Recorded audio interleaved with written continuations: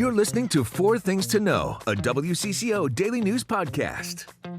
Today is Monday, June 22nd. I'm Maria Lisignoli. I'm Johnny Kahner. Thank you for watching and listening to Four Things to Know today. Our top story today. The Department of Justice is no longer investigating Minnesota Governor Tim Walz and Minneapolis Mayor Jacob Frey.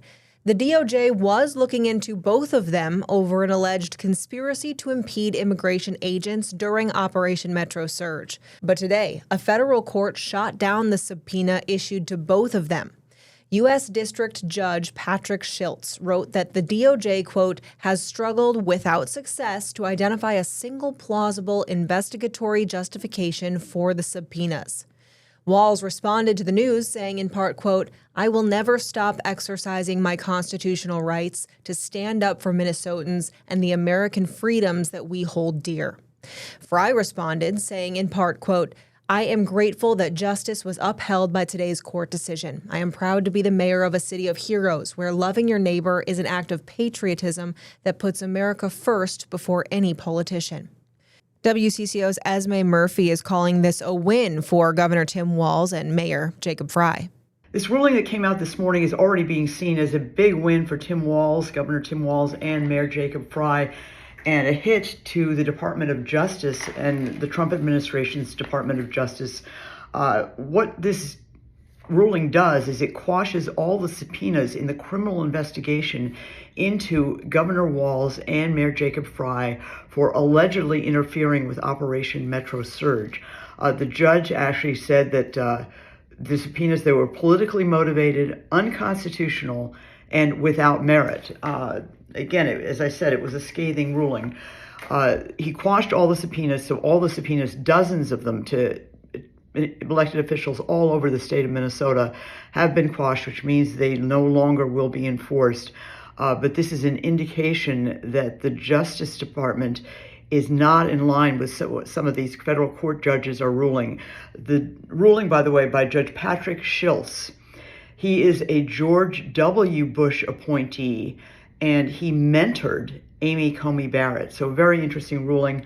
I'm going to have a full update on this in later newscasts. And Johnny, that brings us to number 2. Yeah, that's right, Maria. Charges are being dropped for close to half of the more than 30 people accused of assaulting federal agents during Operation Metro Surge. We're tracking cases like Paul Johnson's. He was charged for assaulting federal officers during an arrest in January, even as he describes being beaten by those officers. The government dismissed the case against him last week. He's one of at least 15 people who face similar accusations whose charges are now dismissed. We took the situation to legal expert Richard Painter at the U of M, who actually used to work for President George W. Bush. It appears that the United States Attorney's Office in Minnesota is bringing some weak cases against protesters. There are still at least 17 ongoing cases from the winter. Judges have denied dismissal motions in several of them, and this does not include new charges against alleged anti-ICE conspirators that were announced last week. Number 3, if you're planning to go to a Twins game tonight, concession workers there are telling you to bring your own food because there is a planned worker strike for tonight's Twins game.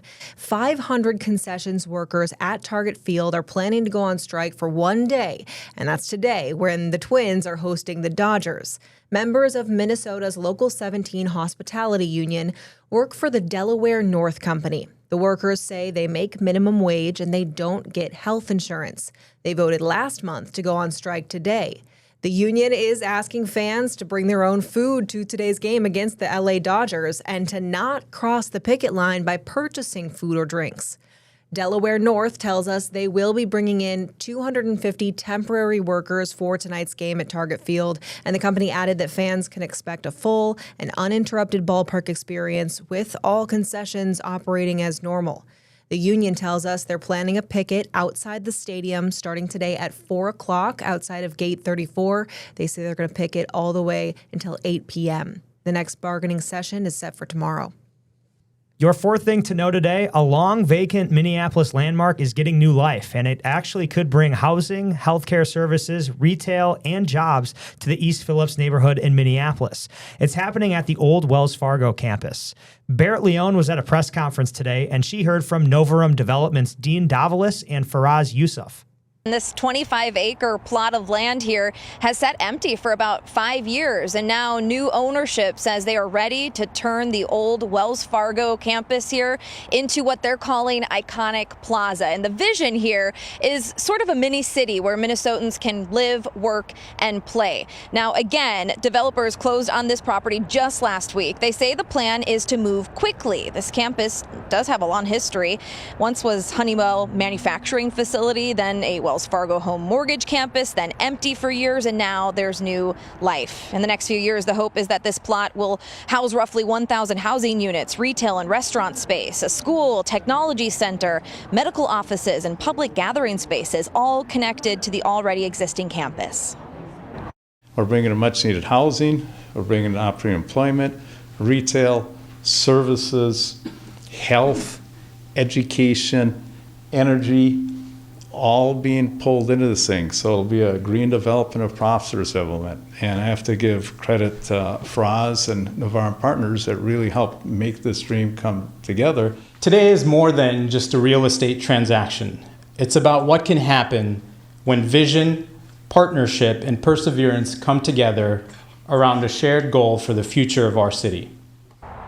Now, part of the plan also involves creating a healthcare and education hub aimed at serving underserved communities.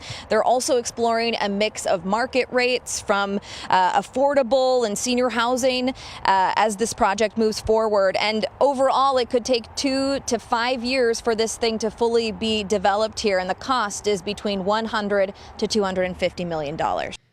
Those are the 4 things to know today. And Maria, it's a top 10 weather day. It's beautiful out. It is absolutely gorgeous. I cannot wait to get outside later today. Soak in all of this beautiful weather because unfortunately that might be changing this week. Let's check in on that forecast. Hi, I'm next weather meteorologist Lisa Meadows. Your forecast for tonight down to 59. Heading into tomorrow, high temp at 75, but we do have showers and storms in the forecast tomorrow. And now, here's more to know. 3 men were hurt in a shooting early this morning in Minneapolis. Police say they were called to the University Avenue Northeast and Hennepin around 12:30 this morning.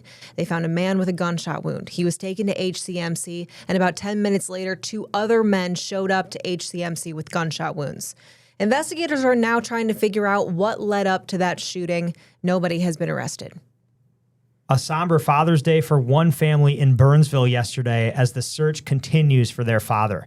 John Capon was last seen in May walking north on County Road 11 in Burnsville. He's 5 feet 9 inches tall, weighs 175 pounds, and has brown hair, a gray beard, and brown eyes. He has no car or phone and is without his diabetes medication. We spoke with his daughter, Allie. He loved being outdoors and stuff like that, so he's very smart too, very resourceful, so he's probably just out in the woods somewhere, but we still just need to know that he's okay. You would think that somebody would see him and pass along the message or have some more information. Anyone with information should call Burnsville Police. We have that number for you. It's 651-734-5076. One more time, 651-734-5076. One of the most watched races here in Minnesota is the contest for governor on the Republican side. The latest poll in the race for GOP nomination shows a new frontrunner, MyPillow CEO Mike Lindell, a longtime associate of President Trump. Last week, a poll released by Survey USA and KSTP showed Lindell leading the race with 27% compared to 22% for House Speaker Lisa Demuth and 17% for businessman Kendall Walz. Speaker Demuth was a guest on WCCO Sunday morning. There were other polls that came out that showed Mike Lindell in a certain spot. But what I will say is when you looked at the dislike or disapprove number, he was very high, where I had a very small dislike part. Last month, Demuth lost the party endorsement to Walz. Demuth had said she would drop out of the race if she didn't get the endorsement, but she said she changed her mind because of voting machine irregularities at the convention. It's something WCCO's Esme Murphy talked with Walz about last week. Well, it's unfortunate. When you give your word, people expect that to follow through. Early voting for Minnesota's primary starts this Friday, June 26th. This weekend, families from across the country gathered to honor Vietnam veterans who survived the war but later died as a result of their service. Saturday's gathering was in Washington, D.C. for the Vietnam Veterans Memorial Fund's In Memory ceremony. The ceremony honored more than 760 veterans, including 23 from Minnesota. One of them is Lieutenant Colonel Maurice Smith. He was a Minnesota native, Vietnam veteran, and ROTC instructor. He had a life lived to the fullest, but it was cut short at 44 from cancer. His daughter, Kelly Rondo, was just 15 years old when he passed away. His death was deemed active duty death by the military. I think that it's really special, that acknowledgement that the deaths from Vietnam haven't ended, and there are people and families that are still suffering because of that. An exciting week ahead with 3,000 athletes, 10,000 volunteers, and 75,000 fans building lasting memories here in the Twin Cities. The Special Olympics USA Games are here, and they're highlighting much more than just competition, but also important resources for athletes and their families. Earlier this morning, Joseph Dames was live at the U of M campus to learn about some of these resources. Dr. Brian Sick's position here is helping with screenings for these athletes. Mm-hmm. So tell me what's all involved with your portion of the Special Olympics. Yeah, so let me start with why is this so important? Yeah. So our individuals with intellectual and developmental differences miss out on a lot of the health screenings that others might receive. Okay. And that results in a life expectancy that's 16 to 20 years less than the regular population. That's a big part there. And not fair. So this is why this is important. Yeah. So we offer 7 different health screenings as part of the Healthy Athletes program. Yeah. This includes Special Smiles, where there's dental screening and education. This includes Strong Minds, where there's mental health screening. Health Promotion, where we do vital signs, body mass index, bone density. Mm-hmm. Hearing. They get their hearing assessed, and if they need a hearing aid, they get a free hearing aid, as has happened for 10 individuals already. And they may need that. Yeah, it's probably right. life changing. Yeah. Exactly. They do some foot assessments for proper foot care and make sure their shoes fit well. Yeah. They do fitness screening with flexibility and strength. And then the one I'm really excited about is Opening Eyes, where they get their vision screened, and as they wait, they get eyeglasses made custom to them. That's awesome. That's cool. That's 125 of our athletes have already received free eyeglasses in the last 3 days. Custom glasses like that. Made on the spot as they wait. So where's this all being handled? Where's this all going down? Yeah, so importantly, it's in the Health Science Education Center, which is where we educate all of our health profession students at the university. That makes sense. Yeah. But how many athletes are we working with here then? It's about 3,000. Okay. So we expect about 15 to 17,000 screenings across all of those athletes. Yeah, Johnny, it's much more than just the competition, though. A lot of fun competitions happening. There's a lot going on. Bocce ball. Yeah. What else did we see today? Golf. Tennis. Volleyball. I mean, all kinds of Olympic sports being played here in Minneapolis. And just like the Olympics, this is every 4 years. That's really cool. And it's so nice that there's so much other things and mental health awareness and all this going into the Olympics because, everyone can use that. Yeah, absolutely. I mean, even like Joseph said, free hearing aids, free glasses, dental checks, stuff like that. It's just cool that this whole community is gathering and celebrating. Yeah, it'll be fun to watch the Special Olympics keep going this week. Let's get to more sports headlines. Grandma's Marathon held its 50th race on Saturday. We had a couple WCCOers run up there. Yeah, I'm very impressed with the CCOers that were up there. We know our friend and producer Bailey, she did the half marathon. Friend and producer Heidi, who works on the Bigger Than Belief podcast, she ran the full marathon. I could never. And the weather was gorgeous. Me neither. It's just so impressive. And one Minnesota runner, she just keeps winning the Grandma's Marathon. Her name is Dakota Lindworm Poppin. She, of course, won in Duluth. It was her 3rd time winning. Just crazy. Literally every single, the last 3 marathons that she's entered into at Grandma's, she has won all 3 of them. And it's no wonder she's an Olympian. She's a St. Francis native. She crossed the finish line 2 hours and 28 minutes. So I had to get the calculator out. Okay. That's 5 minutes and 39 seconds per mile. I can't even do that for 1 mile. No, that Not even close. is so impressive. Wow. That, Good for her. Good for I mean, her. well I'm like deserved. literally speechless right now. 5 minutes and 39 seconds per mile. For Amazing. 26 Dakota. in a row. Yeah. She was 45 seconds clear of second place. She became the 3rd women's runner to win Grandma's 3 times. And here's what she had to say after the race. I would rather be here than anywhere on the planet, and to be a winner is obviously amazing.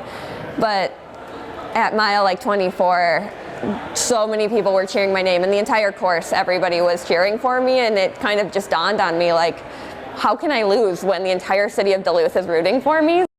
And it sounds like she had a bit of a lead. I mean, 45 seconds, but still, that's kind of a big lead over second place. So she had all of Duluth really cheering for her. Yeah, and you got to love that a Minnesotan is winning, one of our marathons. Exactly. It's great.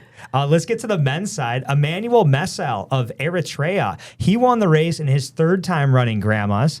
He did it with a time of 2 hours, 11 minutes, and 21 seconds. That's 5 minutes and 1 second per mile. I don't even get it. I really don't. I really don't get it. How do you run that fast? I wonder how they celebrate it. Hopefully a cold one. I don't know. Probably a jump in Lake Superior. Yeah, that right? would be a good way to do it. Oh, man. One other thing we're following today, it's been a busy offseason in the PWHL. It's also been a little confusing and complicated. There's 4 new expansion teams. Right. So that's throwing a wrench maybe in the offseason plans for the Frost. But their top priority when it came to protecting players from getting plucked away was Kelly Panic. She's, of course, from Plymouth. She signed a 3-year contract to stay in her home state this offseason. And last week, she won the league's award for Forward of the Year after she led the league in goals and points. Panic says she wanted to be here, and she, of course, is one of the cornerstones of the roster. I'm really proud of the work we've done to get to this point and being a part of it and seeing not just the growth of the league as a whole, but the growth in the fan base and the support that we get here. And I'm really proud to represent Minnesota and all the different stages of Minnesota hockey. And I think it's just such a special place to grow up being a hockey player. And I think we do things differently, and we do it the best way. So it's something, again, I shared with them that I really love what we've built, and I want to keep continuing to build it here. It's time to take a breath with your Daily Bright Spot. TSA has a message for international travelers flying home from the World Cup. They say you can't take home bottles of ranch in a carry-on. It's been such a big hit for the foreigners, hasn't it? It really has, because people don't have ranch like we have ranch here in the U.S. It's become like a popular souvenir for international World Cup fans. That is so funny. Hidden Valley should sponsor the World Cup. Now they know. That's brilliant. And yes, you're right. I mean, because people are just coming to the U.S., discovering ranch, and then bringing it home. So TSA put out a message on Instagram reminding travelers that you can only take home liquids in a carry-on, at least, that are, what is it? 4 ounces or at something? least, a little ranch packet, maybe? Yeah, exactly. So you can't take home bottles and carry-ons, but you can take them in a checked luggage.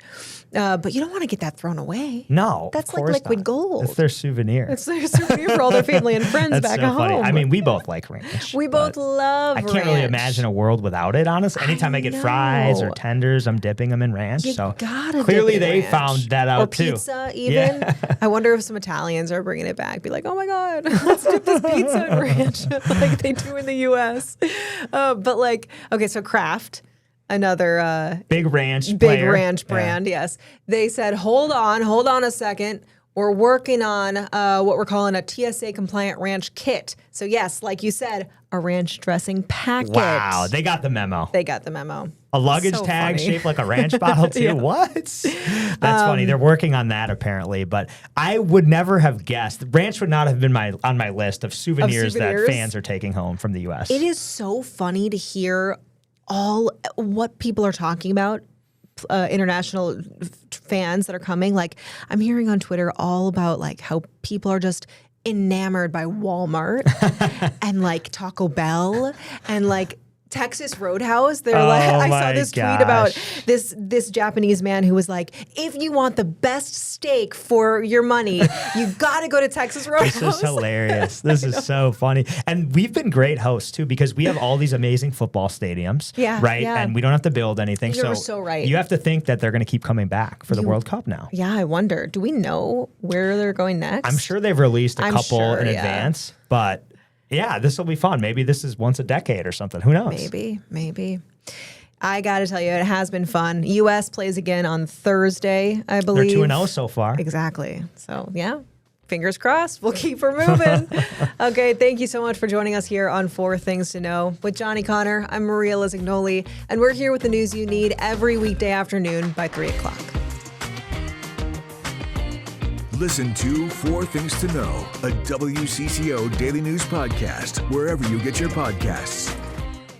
Love podcasts? Love Minnesota? Check out the WCCO podcast studio lineup. Hear the top stories of the day with 4 Things to Know. Discover top female athletes and teams from around the state on women in sports. Dive into stories about faith and belief, from your local leaders to your neighbors next door, with Bigger Than Belief. Stay in the know on the go with the WCCO podcast studio. Go to WCCO.com/podcasts.